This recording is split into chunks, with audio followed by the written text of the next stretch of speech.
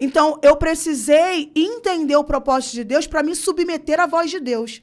E quando eu chego em casa para contar para o meu marido, constrangida, porque alguém que falava mal de crente, alguém que estava ali e que achava desnecessário estar dentro de um culto onde você poderia estar em outro lugar melhor, e você está ali se privando da sua vida, como que essa pessoa que tem essa visão agora está contando para o marido que está querendo seguir essa visão? Eu confesso que eu fiquei constrangida nesse momento. E eu me lembro que naquele momento ali, ele chegou totalmente travado, porque eu era muito, muito rebelde. Então, no pensamento dele, como que eu falo pra Cristiane que não tem droga? Um tava receoso de falar e o outro receoso de contar. E o contar. outro de... Sabe assim? Isso me impressionou de uma tal maneira que eu lembro que naquele momento, quando eu queria contar pra ele, eu vi ele travado, porque ele estava travado com medo da minha reação. Sim. Porque eu esperei o dia inteiro pra gente usar droga, como que ele chega agora pra mim e fala que não tem droga? Eu lembro que eu falei pra ele assim, Claudinho, eu tenho algo pra te contar. E ele, com o olho cheio d'água, ele falou pra mim assim, eu também tenho, com um livrinho que deram pra ele, ele falou assim pra mim, eu também tenho, Cristiane. E eu senti ele bem nervoso e eu falei, fala. E ele, fala, pode falar. Ele queria que eu primeiro falasse e a gente ficou naquele conflito. Eu, fala, Claudinho, você primeiro. Quando ele falou pra mim, Cristiane, vamos sair disso, eu já me assustei. Ele, vamos sair disso.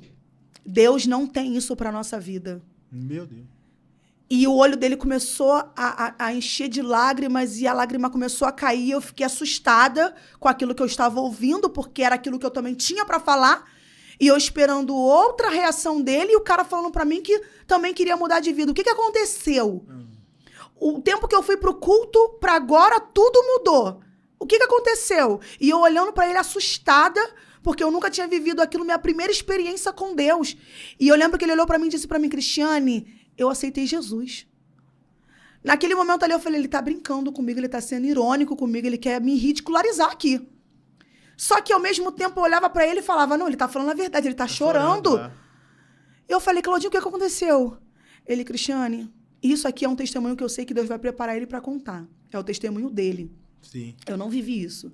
Mas o que ele disse pra mim foi, eu estava dentro do sítio, que era onde ainda preparando a invasão para todo mundo sair, porque foi saindo grupos de pessoas, né? Nós fomos um dos primeiros, não tinha moradores ali ainda. Sim. Então, ele voltava ali ainda, dava para voltar ali, ainda tinha acesso ali. E ele voltou ali, porque era um lugar tão comum das pessoas usarem droga. E ele voltou ali para apertar um baseado, e daquele baseado ele voltar para casa para fazer o que a gente tinha planejado em fazer. Seguir a nossa vida normal. Sim. E quando ele apertou aquele baseado, ele viu o espírito dele sair de dentro dele. Com algumas pessoas ao redor dele. E ele viu o espírito dele sair de dentro do corpo dele. Nesse momento, eu estava tendo uma visitação por Deus dentro de um culto. Aonde aquele pregador disse para mim, eu estou visitando ele agora.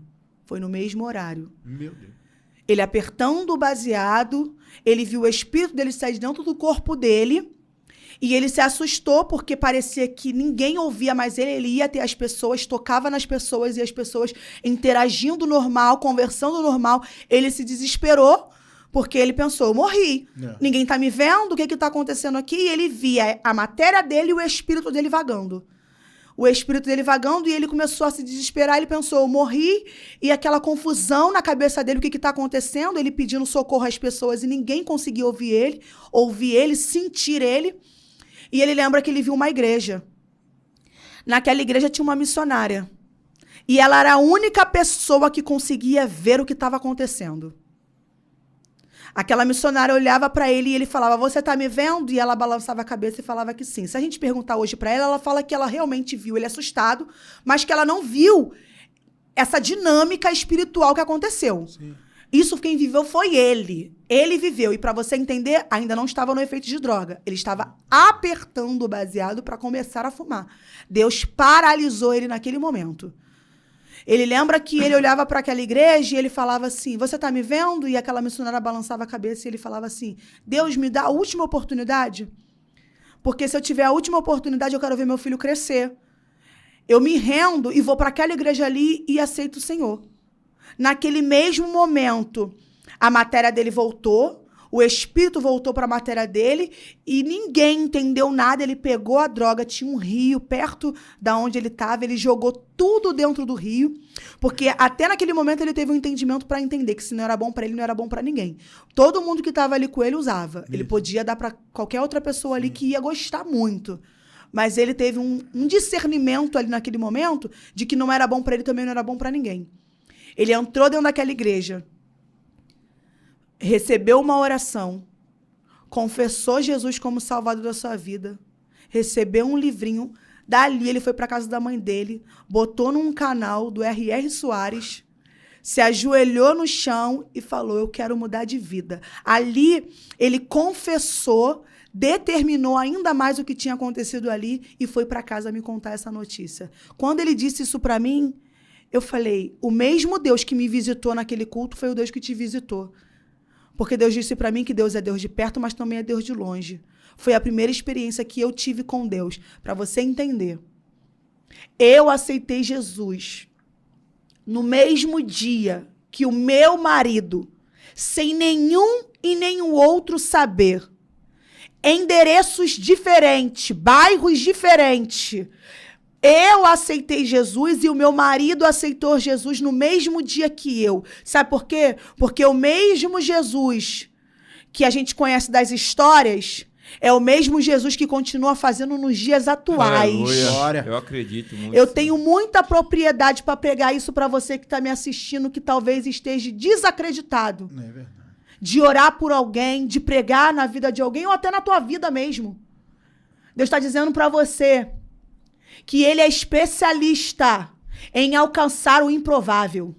Vai. Deus é especialista em alcançar quem não combina com a promessa.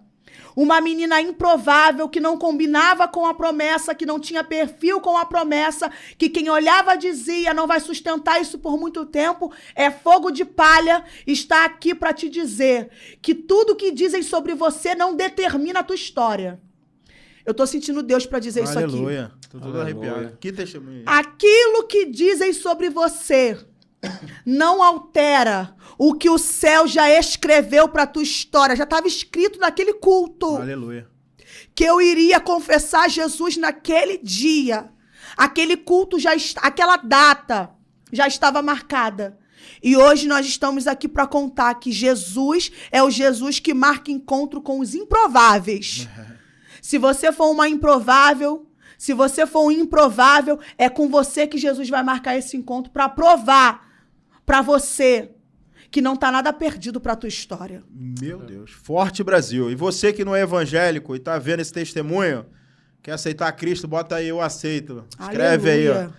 Aí, ó. A hora é agora e o momento é esse, hein? Vamos aceitar. A gente já parou a live aqui uma vez por causa de uma pessoa. Aleluia. Se esse podcast for por causa de uma pessoa, irmão, já valeu a pena. Né? Forte Brasil.